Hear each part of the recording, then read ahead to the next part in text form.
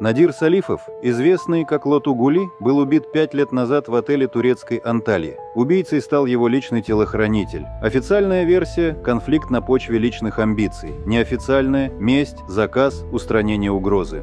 Сегодня, когда отношения между Москвой и Баку снова напряжены, имя Лоту Гули звучит все чаще. Причина проста. Именно он был тем, кто долгие годы удерживал баланс между диаспорами, криминальными структурами и политическим фоном в 3 странах – Азербайджане, России и Турции.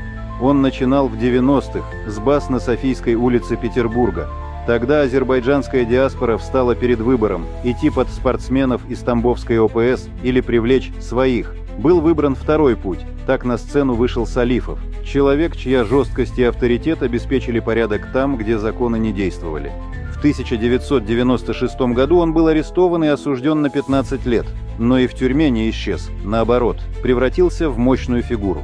Управлял зонами, вводил запреты на наркотики, поднимал бунты, устраивал карточные игры с 1000-ми ставками, получал еду из ресторанов и встречал в камере девушек, в том числе финалисток конкурсов красоты. Он стал символом силы, которая не нуждается в официальной должности.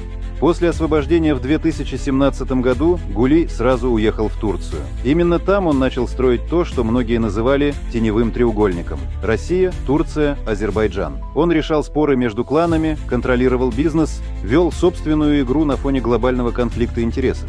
Особое внимание вызвал его многолетний конфликт с другим вором в законе – Равшаном Ленкоранским.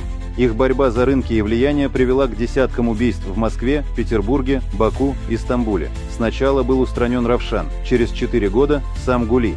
Сегодня, спустя 5 лет, его имя снова на слуху, потому что в условиях кризиса нужны фигуры, которые умеют контролировать и гасить.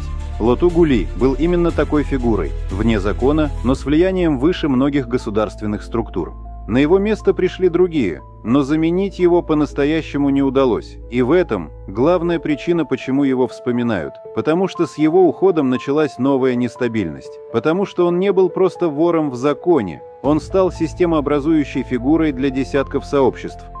Сегодняшняя тишина после его смерти – лишь иллюзия. Реальность – это передел, нестабильность и попытки вернуть утраченное равновесие.